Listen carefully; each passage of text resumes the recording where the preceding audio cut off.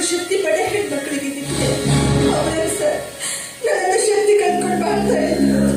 ಏನಾಯ್ತು ಅಂತ ಹೇಳಮ್ಮ. ಅದೆಲ್ಲ ಆಗೋದ್ಮೇಲೆ ಏನಾಗಿದೆ ಅಂತ ಕೇಳುವ. ನಿಮ್ಮ ಹಿರಿಯರಿಗೆ ನಾನು ಏನಂತ ಉತ್ತರ ಹೇಳಿ ಸರ್? ಕಳಿಸಿದಷ್ಟು ನಿಮ್ ಕರ್ತವ್ಯ ಸರ್. ಕರೆಯಲ್ಲಿ ಬಂದ ವಿದ್ಯಾರ್ಥಿಗಳಿಗೆ ನೀವು ರಕ್ಷಾ ಕವಚವಾಗಿರ್ಬೇಕು ಸರ್, ರಕ್ಷಾ ಕವಚವಾಗಿರ್ಬೇಕು. ಹೊರಪ ಹಾಕದೆ ಹೊಡೆದು ಹೇಳು ಏನಾಯ್ತು ಅಂತ ಸರ್. ಯಾರ ಮದುವೆ ಆಗ್ತಾರೆ ಸರ್? ನನ್ನ ತಾಯಿ ಹೇಗೆ ತೋರಿಸ್ಬೇಕು? ಹೇಳಿ ಶಿಕ್ಷಣ ಪಡೆಯೋದು ತಪ್ಪೇ ಸರ್. ಹಾಗಾದ್ರೆ ನಮ್ಮಂತ ವಿದ್ಯಾರ್ಥಿಗಳಿಗೆ ಯಾಕೆ ಸರ್ ಸುಮ್ಮನೆ ಬಿಟ್ಟಿದ್ದೇವೆ?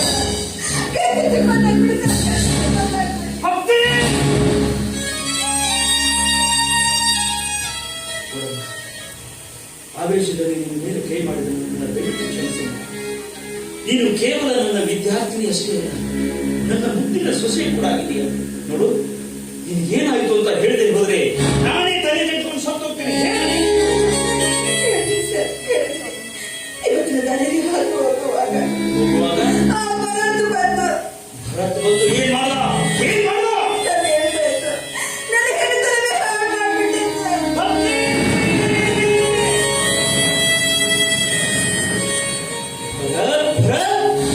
ನಿನ್ನ ಆವೇಶದ ಅಮಾಯಕತ್ವಕ್ಕೆ ಅರಳಿ ನೀರು ಹೊಂಟೇನು? ಅರಳು ಹೂವನ್ನು ಕಿತ್ತು ಹೊಸಕ್ಕೆ ಹಾಕಿದೆಯಾ ಪಾಪಿ? ನ್ಯಾಯ ನೀತಿ ಧರ್ಮಗಳನ್ನು ಅರಿಯದ ಅಹಂಭಾವದ ಅವಿವೇಕಿ ನಿನ್ನನ್ನೆಂದು ಹುಟ್ಟಿಸಿದ ಕೈಲಾಸಪತಿ. ಜೋರಾಗಿ ಮಾತಾಡ್ಬಿಟ್ಟು ಯಾಕಂದ್ರೆ ಜನರ ತಪ್ಪು ತಿಳ್ಕೊಂಡು ಬರ್ತಾರೆ. ನಾನು ಮುಂದೆ ಕಾಲೇಜ್ ಕಟ್ಟಿನಿ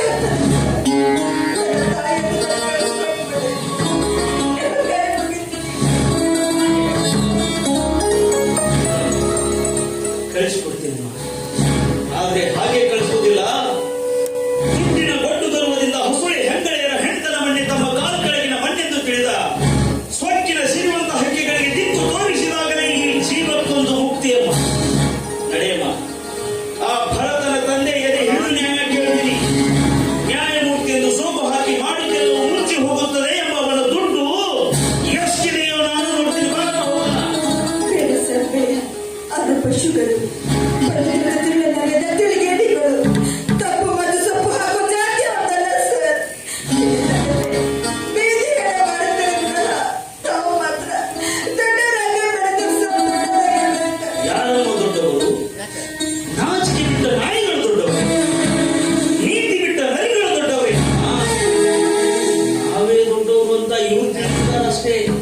ಆದ್ರೆ ಮೇಲೆ ಕುಳಿತ ದೊಡ್ಡವನು ಒಂದಿಲ್ಲ ಒಂದು ದಿನ ಇವರ ದಡ್ಡತನಕ್ಕೆ ಬಡ್ಡಿ ಹಾಕದೆ ಹೋದ್ರೆ ಅವನಿಗೆ ಯಾಕಮ್ಮ ನಾವು ದೇವರು ಅಂತ ಕರಿಬೇಕು? ಪಾಪದ ಪರಡೆ ಭಾರವಾಗುವವರೆಗೂ ಮಾತ್ರ ದೇವರು ಕಾಯ್ತಾನೆ.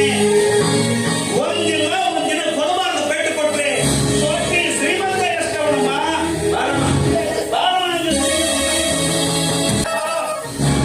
ಏ ಬಸವೇಶಪ್ಪ,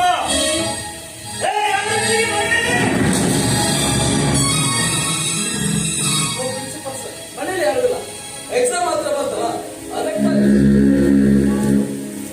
ಮನೆಯಲ್ಲಿ ಯಾರು ಇಲ್ಲ. ನೀನು ಸ್ಟಡಿ ಮಾಡ್ತಾ ಇದೀಯೋ?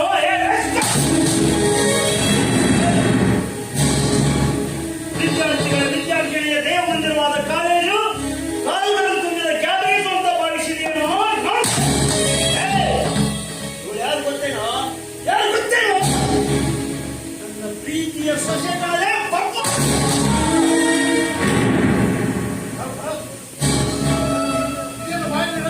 ನೋಡಪ್ಪ, ಈ ಪ್ರಿನ್ಸಿಪಲ್ ಸರ್ ನನ್ನ ಸುಮ್ಮನೆ ಹೊಡಿತಾ ಇದ್ದಾರೆ. ಏನ್ರಿ ನಿಮ್ಮ ಅವತಾರ? ನಮ್ಮ ಹೊರತಲ್ಲಿ ಯಾಕೆ ಹೊಡಿತಾ ಇದ್ದೀರಿ? ನಾನೀಗ ಪ್ರಿನ್ಸಿಪಾಲ್ ಪರಮೇಶಪ್ಪನಾಗಿ ಬಂದಿಲ್ಲ ಬಸವೇಶಪ್ಪ. ಈ ನಿಮ್ಮ ಮಗನ ಪ್ರಾಣ ಸೆಳೆಯಲು ಎಂಬ ದೂತನಾಗಿ ಬಂದಿದ್ದೇನೆ. ಯಾತ್ರಿ ಆಕ್ರೋಶ, ಶಾಂತಿ ಸಮಾಧಾನದಿಂದ ಮಾತಾಡಿ. ಶಾಂತಿ ಸಮಾಧಾನ, ಶಾಂತಿ ಸಮಾಧಾನದಿಂದ ಸಾಗಿದ್ದಕ್ಕೆ ಅಲ್ಲವೇ ಇಂಥ ಕೋತಿಗಳ ಹಾರಾಟ ಹೆಚ್ಚಾಗಿರುವ ಬಸವೇಶಪ್ಪ. ಹೆತ್ತ ಮಕ್ಕಳ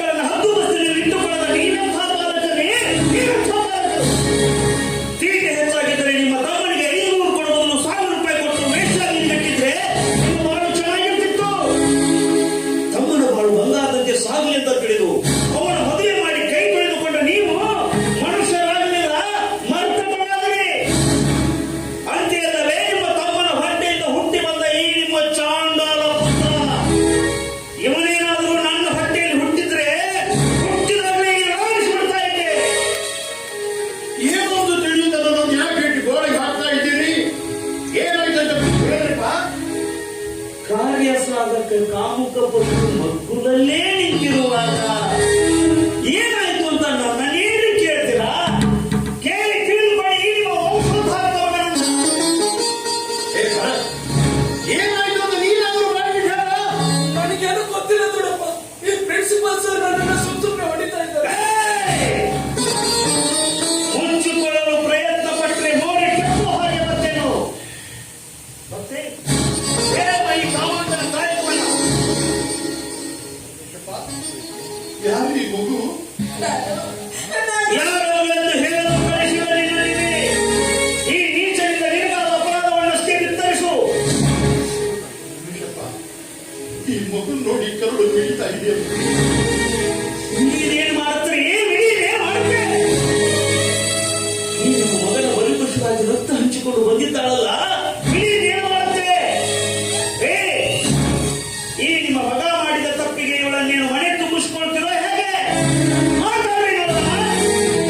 ಯಾವ ಚಿತ್ರ ಯೋಜನೆ ಕೊಡ್ತಾ ಇದ್ದೀರಿ?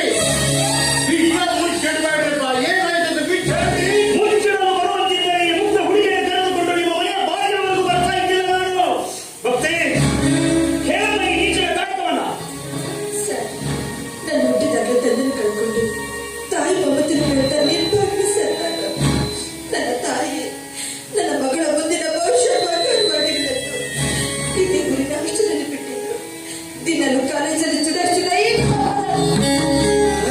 ಇವತ್ತಿನ ದಾರಿಯಲ್ಲಿ ಹಾದು ಹೋಗುವಾಗ ನನ್ನ 15 ವರ್ಷದ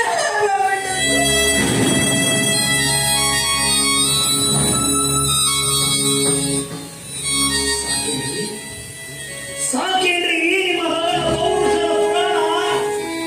ಅವರ ಹೆಣ್ಣು ಮಕ್ಕಳ ಶೀಲಹರಣ ಮಾಡಿ ಬೀದಿಗೆಟ್ಟಿದ್ರೆ ಅವ್ರು ಯಾಗ್ರಿ ಬದುಕಬೇಕು ಈ ಭೂಮಿ ಮೇಲೆ? ಯಾರು ಬದುಕಬೇಕು? ಏ ಮಗನೇ ಭರತ್, ಬಾರು ಇಲ್ಲಿ. ಬಾರು ಇಲ್ಲಿ. ಈ ಹುಡುಗಿ ಹೇಳ್ತಾರವ ಸತ್ಯವೇನೋ? ಈ ಹುಡುಗಿ ಹೇಳ್ತಾರವ ಸತ್ಯ? ಕೈ ಎತ್ತುವ ಅಧಿಕಾರ ನನಗಿಲ್ಲದಿದ್ದೇನೆ. ಯಾಕಂದ್ರೆ ನಿನ್ನ ಮೇಲಿನ ನಿನ್ನ ತಂದೆಯ ಪ್ರೇಮ ಪಾಶ ಕೈ ಎತ್ತಿದವರು ಬರಲಿಗೆ ಯಮಪಾಶವಾಗಿದೆ. ಸುಟ್ಟು ಹೊತ್ತವರಿಗೆ ಕೈ ಎತ್ತಿ ದಾನ ಮಾಡಿದ ದಯಾವಂತರ ಅಪ್ಪ, ತಾತ, ಅಜ್ಜ, ಮುತ್ತಜ್ಜ ಇವರೆಲ್ಲ ನ್ಯಾಯಕ್ಕಾಗಿ ಬಡದಾಡಿದ ಪವಿತ್ರ ವಕೀಲಿಗೆ ಮಂತ್ರಿದ್ದು ನಿನ್ನ ಹೀನ ಕೃತಿಯಿಂದ ನಮ್ಮ ಮನೆತನಕ್ಕೆ ಬಸಿ ಎತ್ತಿದರೆ ಸತ್ತು ಸ್ವರ್ಗದಲ್ಲಿರುವ ನನ್ನ ತಂದೆಯ ಆತ್ಮ ಚಿತ್ರ ವಿಚಿತ್ರವಾಗುತ್ತೆ. ವಿಚಿತ್ರವಾಗುತ್ತೆ. ಕೇಳೋದಕ್ಕೆ ನಮಗೆ ಇಷ್ಟೊಂದು ಸಣ್ಣಾಗ್ತಿರ್ಬೇಕಾದ್ರೆ ಅವಳ ಹೆತ್ತೊಳಗೆ ನನಗೆ ಗೊತ್ತಾದ್ರೆ ಸತ್ಯ ಹೋಗ್ತಾರೆ. ಇಲ್ಲ ಗೊತ್ತಾಗಲ್ಲ. ಒಂದ್ ವೇಳೆ ಈ ಕೃತಿ ನಿನ್ನಿಂದ ಘಟಿಸಿದ್ದೇ ಸತ್ಯವಾದ್ರೆ ಅವಳಿಗೆ ಮಾಡ್ಕೊಳ್ಳೋದಕ್ಕೆ ಮುಂದಾಗು. ಅವಳ ಮದುವೆ ಮಾಡು. ಇದು ತಂದೆ ಅಂದ್ರೆ ನನ್ನ ತಮ್ಮನಿಗೆ ನಾನು ಹೇಳಿ ವಿದ್ಯಾಮಣಿಯಿಂದ ಮದುವೆ ಮಾಡ್ತೀನಿ. ಒಪ್ಕೊಳ್ಳಪ್ಪ. ದೊಡ್ಡ ಕೈದವರೆಲ್ಲ ನಮ್ಮ ಆಸ್ತಿಗೆ ಆಸೆ ಪಟ್ಟು ನನ್ನ ಕೈ ಹಿಡಿತೀರಿ ಅಂತ ಬಂದ್ರೆ ಎಲ್ಲರೂ ನನ್ನ ಕೊನೆಗೆ ಕಾಟುವಂತ ಮಾಡಿದ್ರು.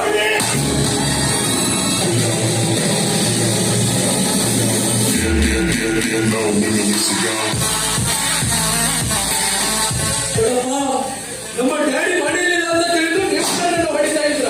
ನಮ್ಮ ಡ್ಯಾಡಿನ ಕರ್ಕೊಂಡು ಬರ್ತೀನಿ. ನಿಮ್ಗೆ ಸರಿಯಾಗಿ ಬುದ್ಧಿ ಕಲಿಸ್ತಾ ಇದ್ರೆ ನನ್ನ ಹೆಸರು ಭಾರತ ಅಂತ. ಬರ್ತೀನಿ ನಮ್ಮ ಸ್ವಾಮಿ.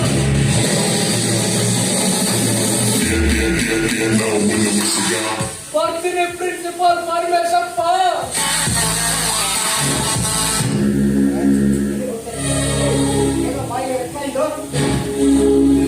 ನೀವು ಮನೆಯಲ್ಲಿಲ್ಲ ಅಂತ ತಿಳಿದ್ರು ದೊಡ್ಡಪ್ಪ ಹಾಗೂ ಪ್ರಿನ್ಸಿಪಾಲ್ ಸರ್ ನನ್ನನ್ನು ಸುಮ್ಮನೆ ಹೊಡಿತಾರೆ.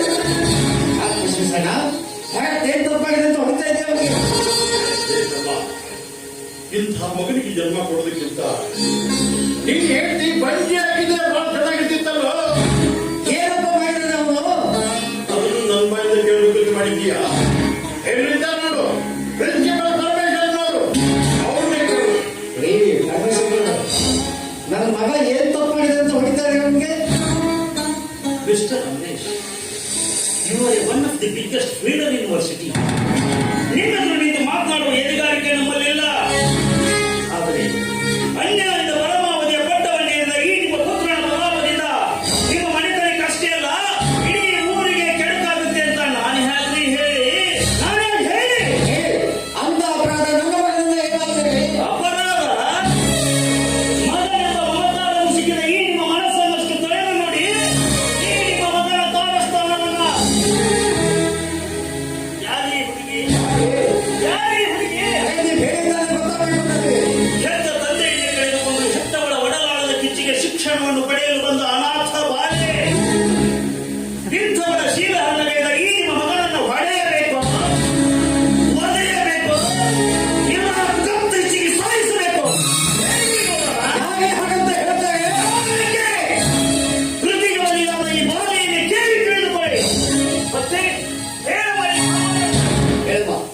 ನನ್ನ ಮಗನಿಗೆ ನನಗೆ ಏನು ಅನ್ಯಾಯ ಮಾಡಿದೆ ಅಂತ ಹೇಳು. ಆಪತ್ತಿ ಅವತ್ಯದ ಈ ಬಾಲಿಗೆ ಪದೇ ಪದೇ ಇದೇ ಮಾತನ್ನು ಕೇಳಿ ಕೇಳಿ ನನ್ನ ಮನಸ್ಸಿಗೆ ಗಾಸಿ ಕೇಳಿಸ್ಬಿಡಿ ಸರ್.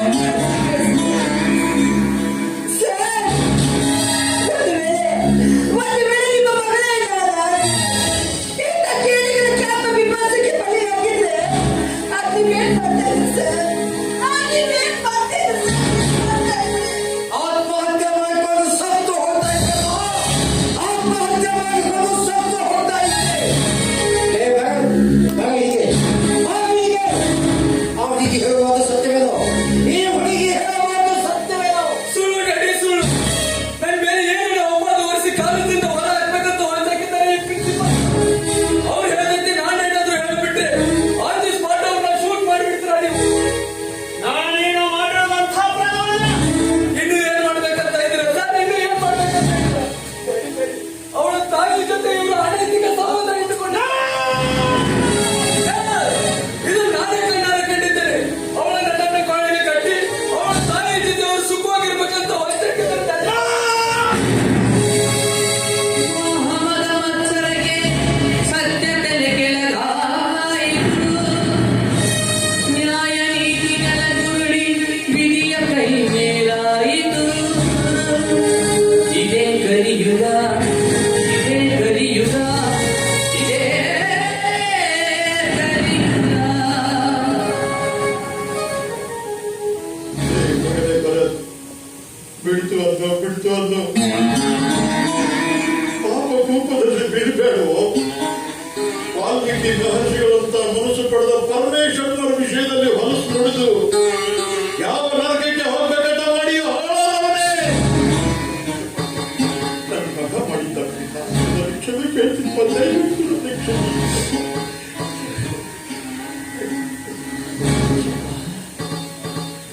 ಕಣ್ಣಿದ್ದು ಕೊಡುಗಳಾದ ಈ ನಿಮ್ಮ ಸಹೋದರ ಎಚ್ಚೆತ್ತು ನಿಚ್ಚಳಾಗುವುದು ಈ ಜನ್ಮದಲ್ಲಿಯೇ ಸಾಧ್ಯವಿಲ್ಲ. ಯಾಕಂದ್ರೆ ಮಗನೆದುರು ಪ್ರಪಂಚವೇ ಶೂನ್ಯವಾಗಿ ಬಿಟ್ಟಿದೆ ಅವರಿಗೆ. ಎಚ್ಚೆತ್ತು ನಾನು ಹೇಳಿದ್ರೆ ನಿಮ್ಮನ್ನು ಕೂಡ ಮನಸ್ಸು ಮಾಡುವ ಹೀನ ಶಬ್ದಗಳು ನನ್ನ ಕಿವಿ ಸೇರುವ ಮೊದಲೇ ನಾನೇ ಇಲ್ಲಿಂದ ಹೊರಟೋಗ್ತೀನಿ.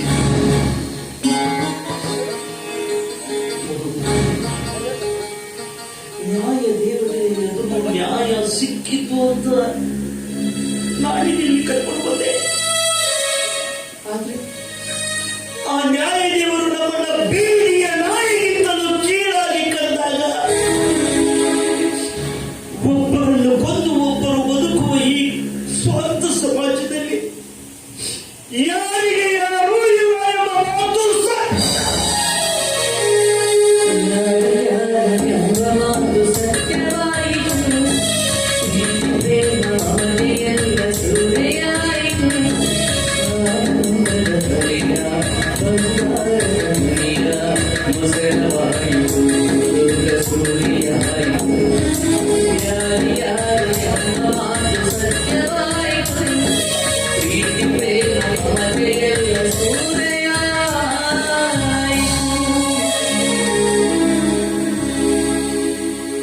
ಅನ್ಯಾಯ ಕಂಡೆ ನಾನೆಂದು ಎಂತ ಹೊಲಸು ಶಬ್ದಗಳನ್ನು ಕೇಳಿದೆ ಈ ಮನೆಯಲ್ಲೆಂದು. ನನ್ನ ತಮ್ಮನಿಗೆ ಮುಂಬರುವ ಆಪತ್ತುಗಳನ್ನು ನಾವು ಹೇಗೆ ನೋಡಿದ್ದೇವೆ. ಹೇ ಅಗ್ನಿಶ, ಬಂಗಾರಂಥ ಮನುಷ್ಯನು ನೀನು.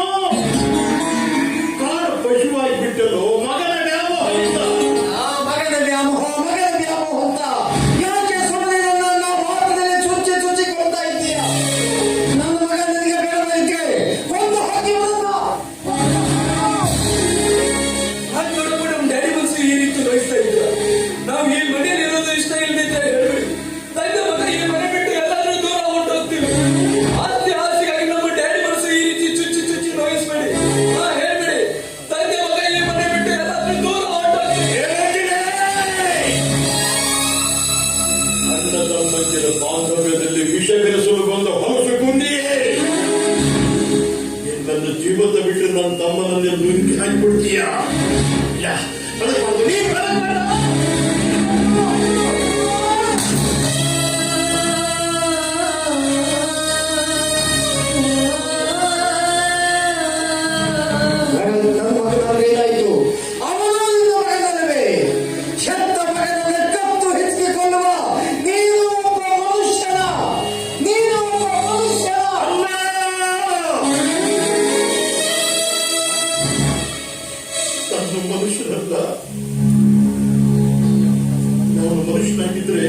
ನಿನ್ನಿಂದ ಕೈಗೆ ಎತ್ತಿಸ್ಕೊಳ್ತಿರ್ಲಿಲ್ಲ.